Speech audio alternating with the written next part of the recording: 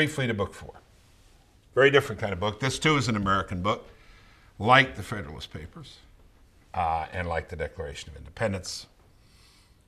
The novel that most of the people we surveyed said kids should be familiar with was not The Catcher in the Rye, was not Of Mice and Men, was not The Great Gatsby, was not the one my kids were asked to read 6 times each, I think, in high school, One Flew Over a Cuckoo's Nest.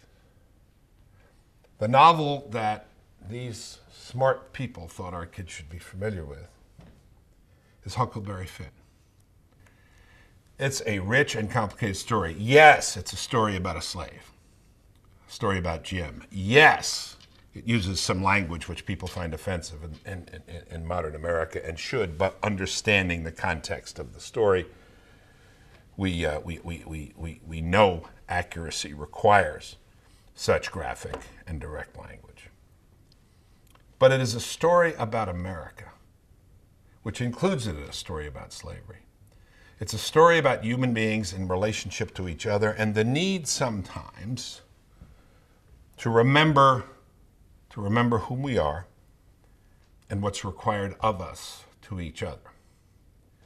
It's also a story about something very different from some of the very heavy themes that we're reading in the Bible and in Shakespeare and the Federalist Declaration of Independence. It's about wanderlust and hoping to make things better. It's about somebody getting on a raft and going on the Mississippi, trying to find out what's going on. Where do you find out what's going on? Trying to find out what's going on is a challenge for every generation. Young people have to try to find out what's going on. Well, in this story, they go on a raft and get down the Mississippi. Some other time and other place, might leave your small town and go to New York. Might take Horace Greeley's advice. Go west, young man. Go to California. See what's going on out there. Might head up to New England. Might go south. Wandering, looking, moving, in search of an answer is a very American thing. That's one of the ways we built this fabulous country.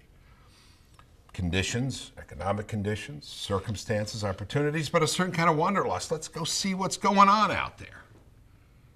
And when people wandered, they ran into all sorts of things. Because life is about a lot of things. It's about good and evil. It's about virtue and vice. It's about a good political order. It's about getting things right. It's also about finding out who you are and where you are and where your feet ought to be and how firmly planted they ought to be. It's the quintessential American novel. And I'll just give you one punchline, one conclusion, then I'll stop at that point.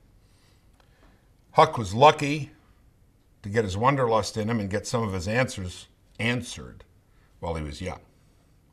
Some of this stuff is better the younger you can figure it out. By the way, that brings me back to the beginning. That's why we read some of these things. We can save ourselves the trouble of enduring a lot of the misery of the people we read about if we can read about their misery and learn the lesson so we don't have to go through it ourselves. That's one of the economies that great literature, great philosophy, great discussion can have.